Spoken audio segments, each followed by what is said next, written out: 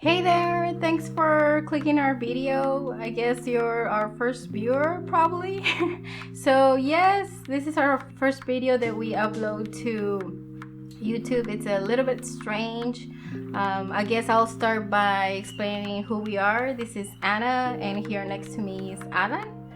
And well, with the world being crazy as it is with COVID-19, we're currently working on employment and different things. We decided to reconnect with some of our projects, and one of the biggest projects that we've always wanted to make is create a journal, a food journal about that basically our lives. What are the foods that remind us of our friends, our families, special places, moments of our lives, and we decided to start writing a book about it. And we've been learning new things related to art and drawing, and well, Alan already has a background as a photographer and doing art designs and things like that, and we love cooking, and so we're basically just experimenting with this, and we really want to create this book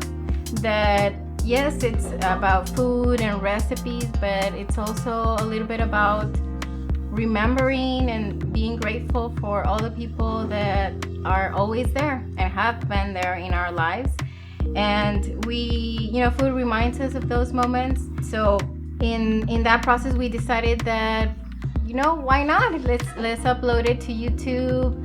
I don't know if somebody's ever gonna see it, but we just wanna have a space where we can share that. We can share a little bit about ourselves through food, and hopefully that gives you, joy, and also gives you, ideas for you to also connect with your own family, with your friends. I think that's what food does. So that's a little bit about us. Today, our first recipe is a banana bread. It's a chocolate banana bread that we've been working on and kind of experimenting. For me, banana bread, I think it's probably one of the first recipes that I investigated and was obsessed since I was 16. So it's a recipe that's really special to me and to a lot of people that are around me. So basically, this banana bread, I think you don't have to have any baking background. It's really, really simple. What you're really gonna need is 3 ripe bananas. As you can see here, we live in a very tropical weather, and we bought some already ripe bananas. So what we did is we put them in the freezer, and that's why they look soggy and kind of gross. But yes, 3 ripe bananas, 75 grams of unsalted butter, 4.20 grams of vanilla extract. In this case, what you're gonna see is that we ran out of vanilla extract and we couldn't go to the grocery store. So what we did is we got a little bit of both that, and we had some actual vanilla beans in our fridge. We put them together and were able to do kind of like a quick extract. It actually did work out and kind of tasted great, but you can use a normal vanilla extract. You're gonna need 1 medium egg that's already beaten, 4.8 grams of baking soda, a pinch of salt. It's kind of like a quarter of a teaspoon.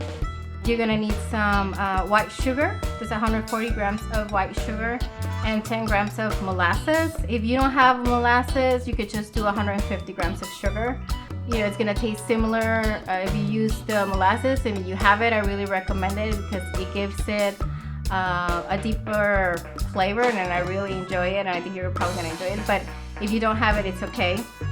30 grams of unsweetened cacao powder sifted, 150 grams of all-purpose flour, 40 grams of dried cranberries, and these are the essentials. In this recipe, we do kind of like a panko, which is a breadcrumb, a Japanese breadcrumb top crust. It gives it really good texture.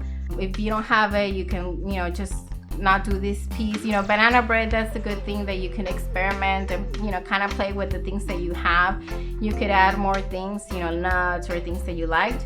But at least in this recipe, we do add that panko or breadcrumb, and you only need about 10 grams, 6 grams of unsweetened Dutch cacao powder, 50 grams of maple syrup. And so those are going to be the ingredients for the top crust. And then for the spice infusion is 80 grams of milk, 35 grams of maple syrup, some grated ginger, orange zest, some ground ginger, and a pinch of salt. So the spice infusion basically is once that you've baked the bread, if you want it a little bit more moist, a little bit more flavorful, you could add this spice infusion at the end in each of the slices, and it really gives it a great flavor. So those are all the ingredients. We're gonna list them down below, and you can go through them, and of course, if you have any questions, you're probably our only viewer, so make sure to ask any questions. So pretty much what you have to do is, in a bowl, you roughly smash the bananas with a fork until they have a consistency of a puree. But it's, at least for me, it's very important to leave some chunks of banana, and this gives it a little bit more of a texture. Once that you have all that mixed, then you stir in the melted butter and mix until both are combined, both the butter and the bananas. Next, you add all the wet ingredients, the vanilla extract, the egg, and you combine them all together. Once that you have combined all the wet ingredients and everything looks fine, then that's when you start adding all the dry ingredients, which would be the baking soda, the pinch of salt, the white sugar and the molasses, the unsweetened cacao powder, the all-purpose flour, and the dried cranberries. So that's pretty much it. Once that you have everything incorporated, what you're gonna do is you're gonna grab your loaf pan. You're gonna put a little bit of butter so that the mixture doesn't stick once that you put it in the oven, and you just pour over all the mixture.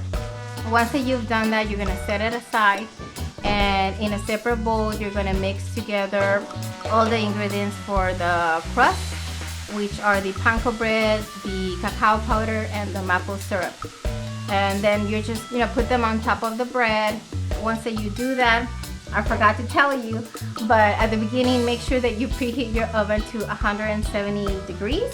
So once that it reaches 170 degrees, you're gonna put your bread that's ready in the oven, and you're gonna cook it for about 40 minutes to an hour. I say 40 minutes to an hour because all of the ovens have a temper and a temperature difference. So pretty much, what we do is we put a timer for 40 minutes. Once those 40 minutes are done, we check. You could do it with a thermometer if you have it, or with a fork. So if you do have the fork, you just insert it in the middle, and if it comes out clean, then it's good to go. And if you have the thermometer, once at the center reaches 90 degrees Celsius, then your bread is done and it's cooked.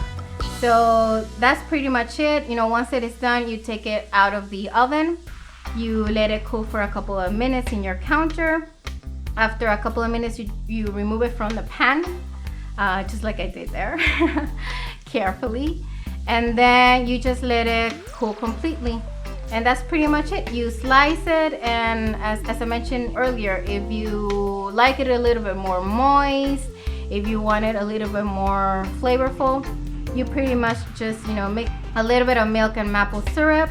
You put it in the bread so that it absorbs, and then you just add on top a little bit of grated ginger, some orange zest, ground ginger, and a pinch of salt, and you're good to go. We really enjoy this bread, with some coffee, with some tea. It's delicious. I hope that you enjoy it. And yes, well, this is our first recipe. I think we're gonna start, uploading as we create some more content. We have a lot of recipes, a lot of Mexican recipes where we're from. So, our moms, our dads, we have a lot of inspiration for a lot of food, but we've also learned and experimented with, different types of food. So a lot of baking, a lot of bread. So we'll see how it goes. Again, thanks so much for taking the time. I hope you do try your bread. If you do, let me know below, I guess. And hopefully we'll see you soon. Thanks so much, and please take care. Bye.